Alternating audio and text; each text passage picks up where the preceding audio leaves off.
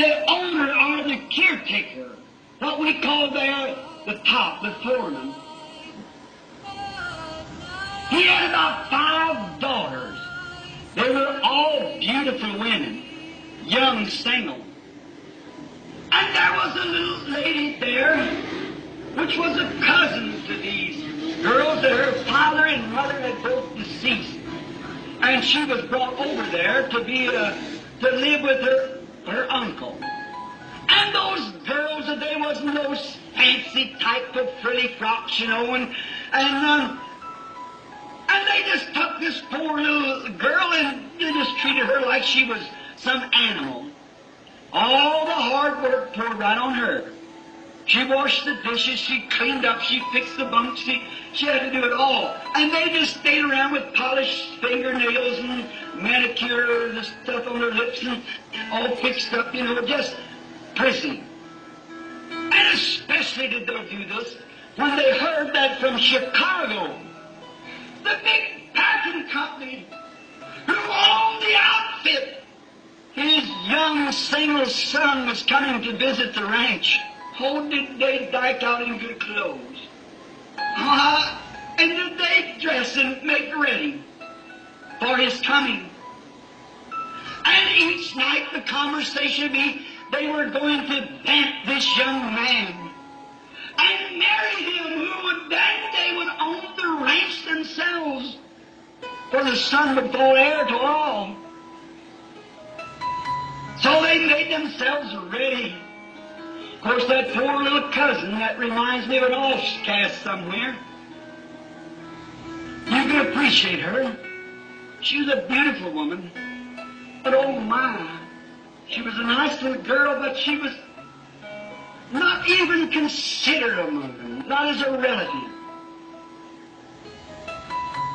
So the poor little fellow just went ahead working, and when the young man arrived, they didn't know it. But he come looking for a wife. He thought, I'll go out west and hunt me a real girl. That'll be a real mother to my babies. And somebody who'll not hang at all the sewing circles and the societies and things, but will just be a real mother. What did he find when he got there but the same thing that he had condemned in Chicago? And they were going to throw one of those big parties. Many of you people remember that old Charleston dance they did. So as he looked around after all, he's so discouraged, he walked out the door, and going back, walking in the moonlight towards the bunkhouse, he heard somebody kind of humming.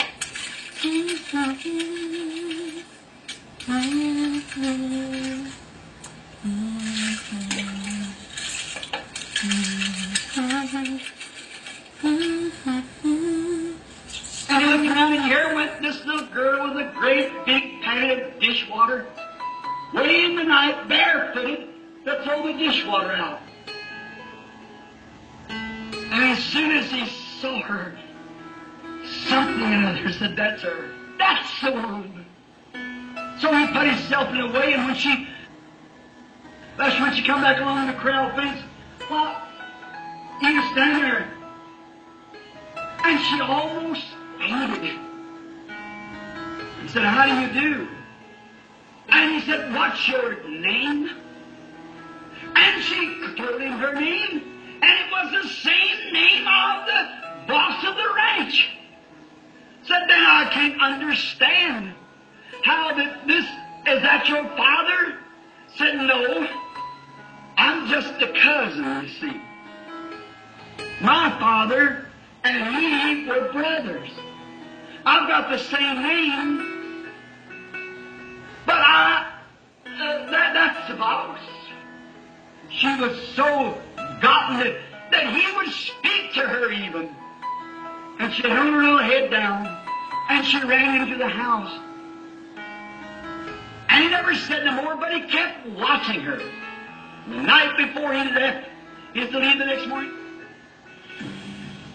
Just thrown her another big party, and he watched for her. He couldn't find her. He knew she'd had to do the dishes and so forth. So the dirty work and all could be thrown off. And this boy caught the little lady that night coming out. He said, I've watched you. No one knows it but myself. He said, I've come out here looking for a wife. And all that I have ever seen, you meet the requirements. How did she feel? Just imagine how those girls must have felt when they looked out the window and saw holding hands with that little despised cousin. The man that they tried to deck with all their big fine frocks and frills and carrying on. And he said, will you marry me? Oh, she said, sir, I'm not worthy. That's the way the real church feels about it. I'm not worthy. If I can just wash your dishes, it'll be all right. So when he left, he told her he'd be back at a certain time. So when you begin to see, there's a winter, so when you begin to see those trees begin to bud younger, and mesquite and stuff begin to take on new life, and then I'll be back about springtime. I understand, I couldn't say it was true, but the girl only got about $1.75 a week for her labor. But she saved every penny of it. Why? She was getting ready for the wedding that was to be. She was saving her money for her wedding gown. And so finally one evening, while she was standing there, and they were laughing and making fun of her, and telling her she was silly, all at once, what happened? Across the hill come a buckboard, and it stopped in front of the gate, and she ran. She said, I knew you would come. That's to be the church someday.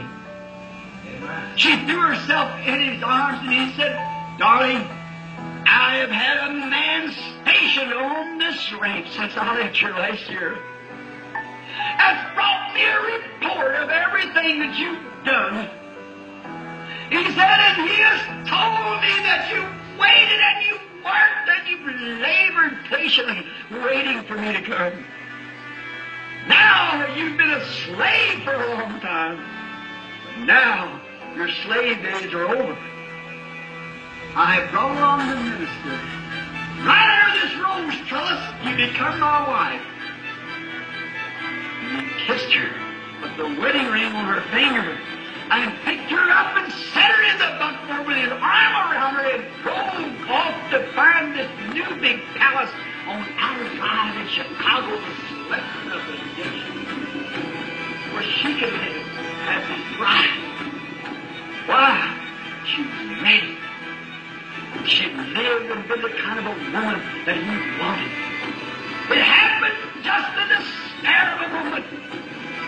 And that sudden, secret coming of the Lord. The world don't know what's going to happen, but we do. It's at hand. And kept her virtues that was waiting for the coming of the Lord, because it'll be secret and sudden.